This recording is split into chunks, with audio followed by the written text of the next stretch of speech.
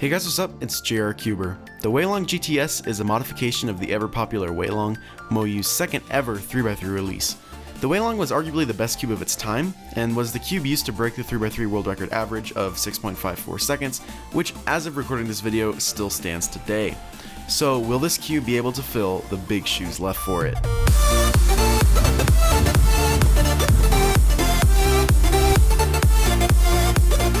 So to quickly cover the bases, the WeiLong GTS is $17 from the cubicle, is just a hair under 57mm, and yes, still features the ever popular squared off corner design. And say what you want about squared off corners, you guys know how I feel about it. They do completely prevent corner twists. But anyways, let's move on. The mechanism of the GTS is actually far different than what I would have expected. The edges are simpler with no little flares protruding out of the side, and a now more diamond-shaped edge base rather than the oval-shaped one of the original. The corners have even more drastic changes. Gone is the wide, curvy stock and small base of the original corner.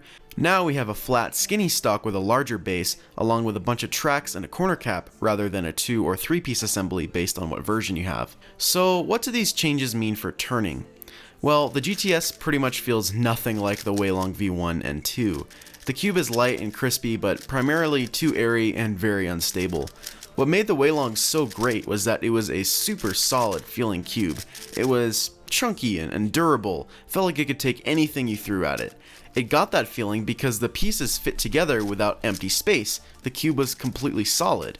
The GTS feels floppy because of its airy design, and I just don't think it compares at all to the original. The cube is also really fast, which is reminiscent of the original, and while some people may like that, I find the cube a bit hard to control.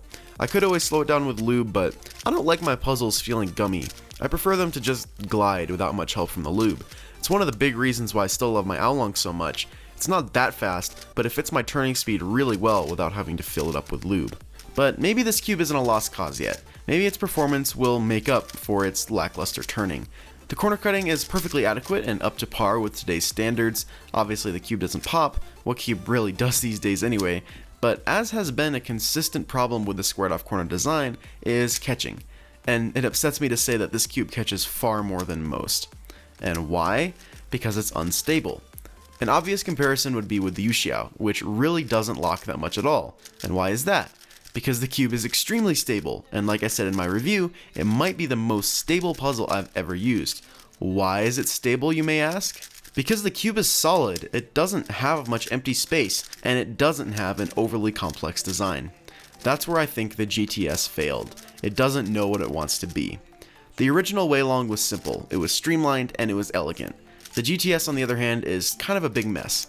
It's trying to incorporate new trends with old designs by modifying them to make them hopefully perform better, but really those cubes were better off left alone.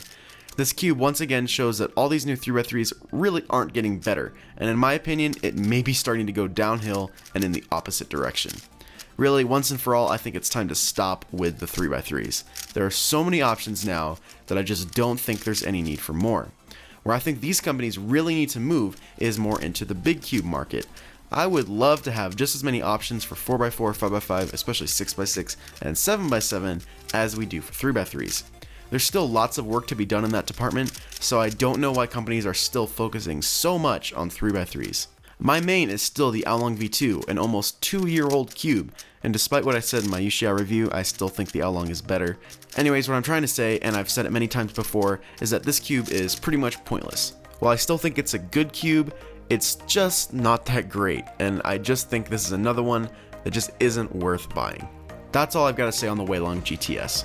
If you would like to purchase this cube, the link will be in the description as always. Thanks to the Cubicle for making this video possible. If you like this video, give it a like, and if you haven't already done so, like my Facebook page, follow me on Instagram and Twitter, and of course subscribe. Thanks for watching guys, bye.